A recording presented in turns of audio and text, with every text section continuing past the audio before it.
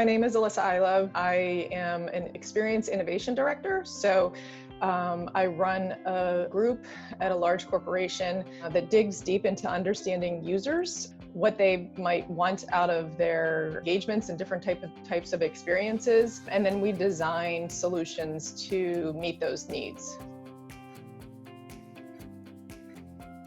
The work that I do really focuses on understanding people, having a lot of empathy for their situation, whatever it might be. But we kind of advocate for the user or for the person that would be using a product or solution to the people that are going to develop and create and build a product or solution. It's been a really interesting journey. So I would say that I was never one that said, I know I want to be this. I always just looked at things that interested me. Where are my opportunities and what could I be doing differently and where can I learn more, and kind of making those turns.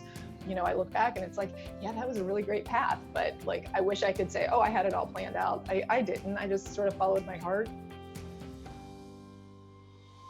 So I started my career in marketing and marketing communications, and I did that for a good 15 years.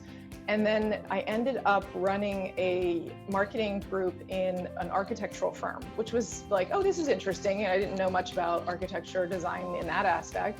And as I joined, the company was commissioned to design Children's Hospital of Pittsburgh. The owner of the company had a wonderful vision, and he was committed to the fact that it shouldn't be designed based on what the owner of the Children's Hospital wanted or the ego and vision of the architect. He really wanted to understand what the users wanted to experience. We did a series of interviews with all of those different user groups to understand what they wanted out of their Children's Hospital experience, and then came back with this report to translate that into design criteria to give to the architects and the interior designers. I certainly consider myself an experiential learner. I did great in school. I did well in college, but it was never the thing of I love to sit in a classroom. I love to, read a book and understand it. I am more just let me figure it out, take some small part of a project and apply it, and then see what happens. And then when we see what happens, let's reflect back really thoughtfully and very intentionally on what worked and what didn't work, and then how we can make it better. I consider myself more of a problem solver than anything else, because it's just about understanding all aspects of a problem and understanding who really is having the problem and how to solve that problem for that person.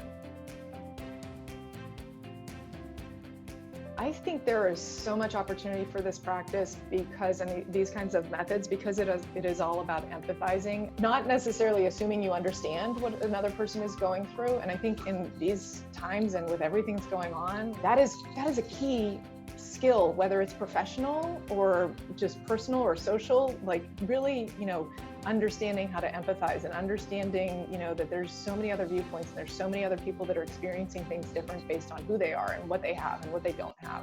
I do think that there's huge opportunities and growth, and I think you're going to see human-centered designers show up in places that they didn't have a place before.